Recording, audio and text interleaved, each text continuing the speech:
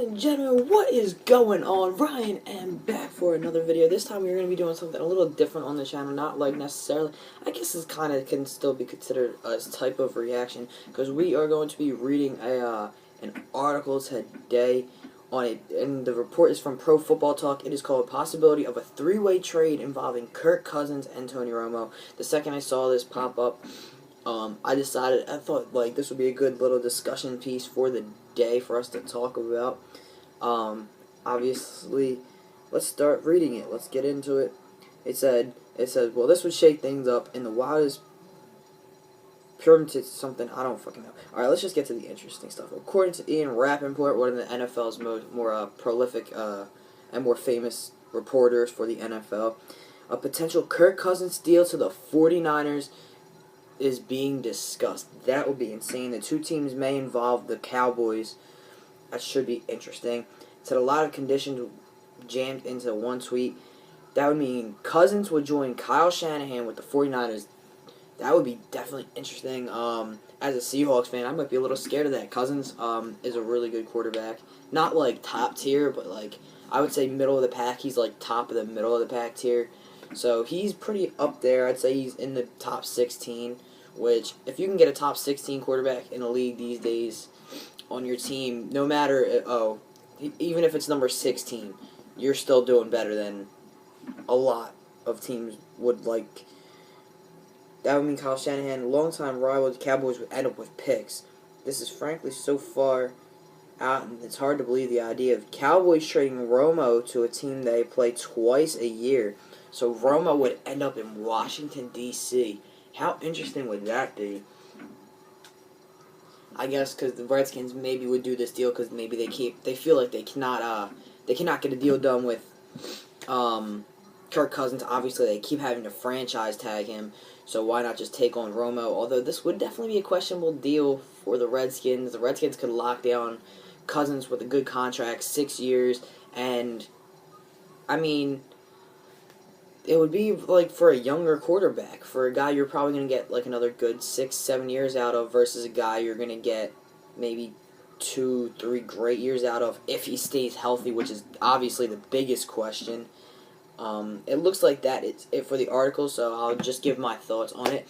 The Cowboys would obviously end up with picks. The Redskins would end up with Romo, and I'm assuming some picks may be involved for the Redskins too, from the 49ers as well, and then the 49ers would obviously end up with Kirk Cousins.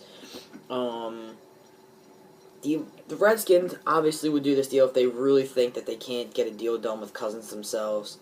I could definitely see this deal going down, which, I mean, if they're like, hey, listen, we can't get this deal done with Kirk Cousins. We're not going to have a quarterback, let alone a franchise or anything, so let's just get this quick fix for somebody who might actually be a little better than might actually be a little better than Cousins if he can stay healthy, Tony Romo. So, imagine Tony Romo gunslinging it to Deshaun Jackson and all them. Although, it's going to look a little bit different this year. Jackson and Pierre Garçon might leave the Redskins. So, we're going to have to see how that all panned out.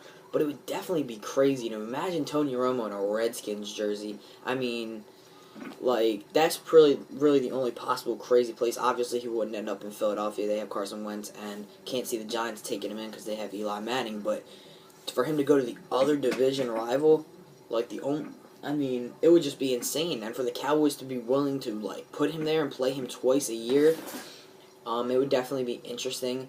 Hopefully, I hope Tony Romo can stay healthy if he gets traded off the Cowboys. You never want to see any player who's maybe not, who's got talent, like, just consistently not be able to get on the field. And, he's got a great story, as well, not drafted. So, hopefully he does get another chance. A place like DC would definitely be interesting for him. And the only way I could see this move getting done for the Redskins is if they really think that Cousins and them are just never going to be on the same page when it comes to a deal. As for the 49ers, obviously they'd probably be losing a lot of draft picks. I predict around 8, maybe 9, because you have to feed some draft picks to Dallas, and you have to feed some draft picks to Washington. So I could see them losing a lot, and they're not giving up, obviously, any players in these deals. So, but they would get Kirk Cousins. The only problem would be, is that still necessarily worth it if you don't have a lot of picks? They don't have many talented receivers that I can think of. They have Torrey Smith, but he's one of the he's like down there when it comes to best. Like, he's probably one of the worst number one wide receivers. He'd be a good number two, but they don't have any other receivers other than him. Carlos Hyde's pretty good. Their offensive line is getting older every year as far as guys like Joe Staley and stuff like that. There's always trade rumors around them. Their defense is probably the worst in the entire league, so it might not be worth it for the 49ers thinking about it now. I get it. You want to get the franchise quarterback as soon as possible. That you want that to be your first building block. But if by the time you get that first building block, think about it, they're going to be giving up a lot of picks, obviously, because they're the only team not giving up a talented player. So they're obviously going to have to give up 7, 8 high-up picks, you're talking, and then you combine that with the fact that they don't have a lot of talent, a lot of young talent. I mean, they have Carlos Hyde, Eric Reed, a couple other guys I could think of, but not a ton. And their defense, obviously the worst run defense in the league. Their offense doesn't have a lot of wide receivers. Their offensive line is getting up there in age. And they play in one of the toughest divisions in football. The whole division had a rough year last year, but I can see this division bouncing back this year. Seattle will be healthy, obviously. The Cardinals, I don't know what was even going on with them last season, but I can't see that continuing for too much longer, because either the Cardinals are going to draft a quarterback or they're going to pick up a quarterback at free agency, and Carson Palmer is going to actually have to worry about his job security. The Rams, they're going to get better every year if they just keep developing good players. Obviously, Jeff Fisher's gone now, so that's an automatic boost. But we'll have to see, and that is pretty much going to do it. Like I said, Kirk Cousins, by the time Kirk Cousins' whole prime is going to be spent with a bunch of lower-tier talents.